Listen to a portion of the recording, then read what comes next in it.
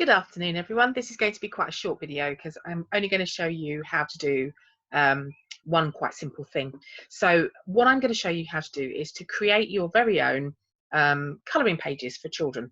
Now, currently, with the current situation, colouring books are doing very well on Amazon, mostly because kids are bored out of their tiny minds and parents are losing theirs. So give them something to do. So a good niche to get into at the moment is children's colouring books or children's colouring and activity books. So what I'm going to show you how to do today is to create your very own colouring pages, your own unique designs that you can just make as many of them as you like. I'm going to be using a couple of tools to do this, and one of the things I'm going to show you how to do, or where to get your graphics from, is a company that I use a lot for my own work, and that's Prety Grafik. I am going to put a link down below so you can go along and see that they have got a cracking offer on line-only graphics at the moment, so it's well worth looking at. It's something like 5,000 individual graphics in this pack, and all you have to do is basically put them together in different combinations to make your very own unique pages. And I would say that the optimum number of pages for a children's colouring book is 30.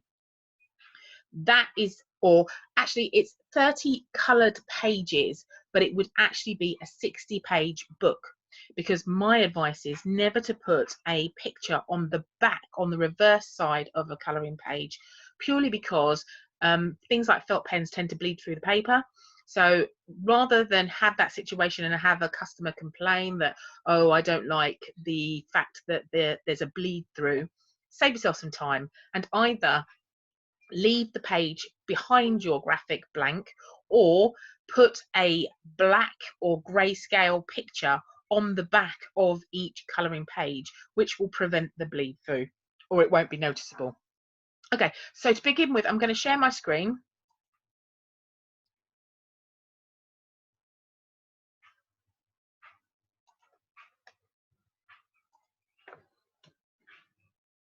So you should now be able to see my screen, and this here is the picture that we are going to create.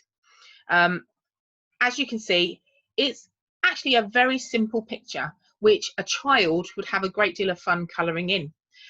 You can intersperse your coloured pages with puzzles and mazes and other things, and I'm going to do a further video in which I show you how to put those things together. But a 60-page activity book with a selection of colouring pages and a selection of, say, Sudoku puzzles, crosswords, very simple crosswords. You've got to remember to actually aim your product at a certain children's range. You can't really go and make yourself a really complex book and then try and aim it at 3-year-olds. It just won't work. So when you're setting out to do this, do think about the age of the child that you are aiming your book at, and keep your content specifically targeted at that age group. Very easy to do, to check what kind of things a particular age is likely to enjoy. You can quite easily Google children's puzzles for, say, 7-year-olds, and it will show you the kind of puzzles that a child of 7 is not only capable of doing, but is actually going to enjoy doing and is going to be engaged by. And therefore you will probably get much better feedback from parents who are actually the ones buying these books, because their child will be entertained, which is what they want to happen. Okay, so for today I am just going to show you how to recreate this page. As you can see, incredibly simple. It is basically a few graphics and a bit of word art. That's it. And this is how I do it. So I'm going to leave it in the background and we're going to go on to the second page. As you can see on the second page, I've already put in my grid. Now this is the other tool that I was going to share with you. It's a site called Tangent Templates. They are incredibly useful. There's lots of value to having a Tangent Templates account. It's a set price, so it's not a subscription model. It's a one-off fee. You buy your Tangent Template membership, and then from there on in, all of the graphics and the templates and all of the offers in it are included within that price that you've already, no matter what updates are brought in, you'll still get all of that for your membership, your one-time membership fee. Definitely worth looking at. I will also put a link to that below in the description. Okay, so all I have done is picked up the right size template for my page and sized my page accordingly. As you can see right here is the description of exactly how big your page needs to be in order to fit. And it tells you exactly what size template this is. So it's really simple, very useful. We will, at the end of this particular project, just grab and delete this particular template from the behind our work. Okay. Okay, so we have got our blank page. The purple grid around the edge tells you the border of your page. Do not go into the purple, and therefore you will not have any problems with your margins in your PDF when you go to upload. So this is the way to do it. Right, so the first thing I'm going to do is I'm going to pick some graphics. I have already picked this folder out of my Prety Grafik template. My Prety Grafik collection, and as you can see, when I say to you that the package of graphics is quite extensive, I am not joking. I mean, look at all of this. These are all the folders within that graphics pack, and as you can see, every single one of them is already black line on a white image, which is perfect for us for sticking into coloring pages. And all you have to do is pick up the little graphics that you want and put them together on your page, and away you go. I mean, this is, I have to tell you, at the moment this package is $16. $16 for 5,000 individual graphics. That is an absolute steal. So don't be crazy, go and follow the link that I'm going to put in below and get yourself this pack, and then just get creating. Right, now I have to remember where I can't remember which folder it was, but I will find it. Is it this one? Yeah, here we go. So in order to make this picture, all I have done is basically pick one and two, and I picked the boat, and I picked the castle to make my picture. So that's my 4 graphics already here on my paper, and all I now have to do is arrange them, grabbing on the corners. I can resize them, I can rotate them slightly to make them go the direction, or to change direction that I want them to do. I can turn them over by grabbing this and flipping. So, and as you can see, I mean, if you look at this right now, even if I didn't want to make such a complex picture as this beach scene, which I've created with these 4 graphics, I could just have the castle, or I could have the boat and the starfish.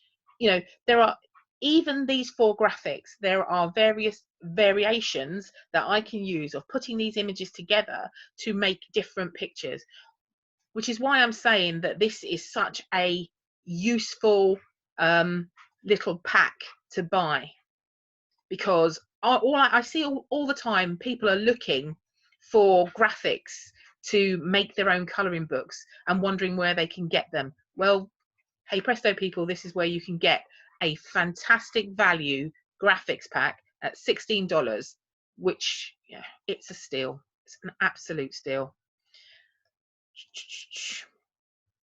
Right, okay, so there we go. We've got my 4 items together, arranged to make the picture that I wanted to create. Resize them to make them nice and easily colorable. To keep the order of your items on the page, use the bring forward and the send backward button on each particular individual icon, and that will put like I've put the starfish in the front because I wanted it to overlap the castle slightly. So it's that kind of tactic.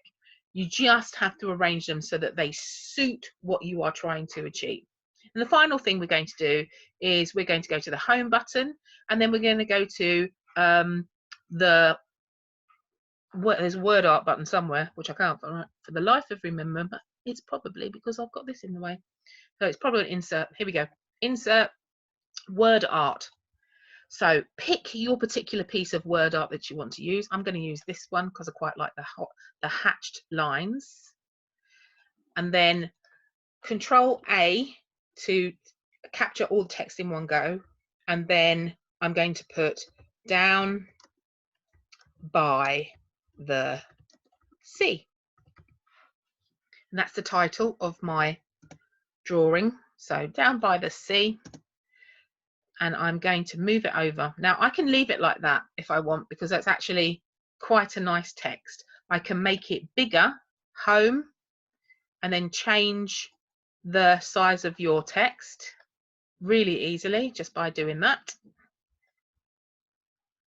And if you don't like that particular text, you can then use the drop down button on fonts, which is here, and is not happy with me at the moment for some reason. Come on, there we are. And I'm going to change it to this particularly weird font that I've got that I really quite like. So it's called I think it's called Antebellum. But there we go. So I've changed that to the Antebellum font. And the last thing I need to do, because as you can see the font is currently blue, is by Control All again, I can change the font color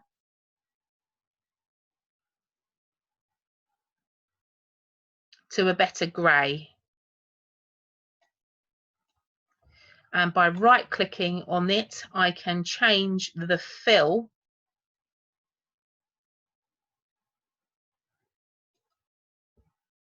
to a different color if I want to as well.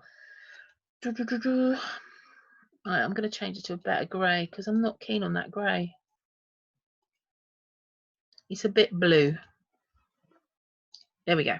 So now there we go. I have got my page all done, and all I have to do then is highlight the background, hit delete, and hey presto, we have a page. So I hope that this has been helpful. Please feel free to leave some comments below if you have any requests of things that you'd like to learn and that I can help you with. Quite happy to do that. But also visit Tangent Templates and get yourself that, because it's very useful. And pop along to Prety Grafik using the link below, and you will be able to pick up this particular pack from Prety Grafik. I hope that's been helpful.